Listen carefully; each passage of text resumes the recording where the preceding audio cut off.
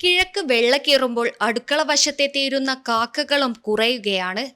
കാക്കകൾ ഇല്ലാത്ത നാടില്ലെന്ന് പറയാറുണ്ടെങ്കിലും മിക്കയിടങ്ങളിലും ഇപ്പോൾ കാക്കകൾ ഇല്ല എന്നതാണ് സത്യം. കൂരിരുട്ടിന്റെ കിടാത്തി എന്നാൽ സൂര്യപ്രകാശത്തിനുറ്റ തോഴി എന്നാണ് വൈലോപ്പിള്ളി കാക്കയെ പറ്റി എഴുതിയത്. സിനിമാ പാട്ടുകളിലും കാക്ക ഇടം പിടിച്ചിട്ടുണ്ട്. പഴയ കാലത്തെ വീട്ടുപരിസരങ്ങളിലൊക്കെ കാക്കകളുണ്ടായിരുന്നു. ഉണക്കാനിട്ട നെല്ല് കാക്ക കൊത്താതിരിക്കാൻ കണ്ണാടി വെയിലത്തു വെച്ച് കാവലിരുന്ന കാലം പഴയ തലമുറയ്ക്ക് ഗൃഹാതുരത്വം പകരുന്ന ഒന്നാണ്.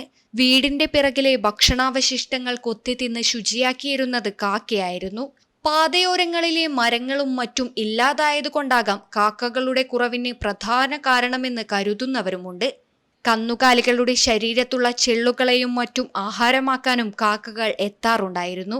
ഇന്ന് കാക്കകളുടെ എണ്ണം ക്രമാതീതമായി കുറഞ്ഞു വരികയാണ്.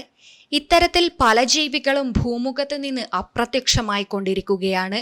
News bureau, Karivellur.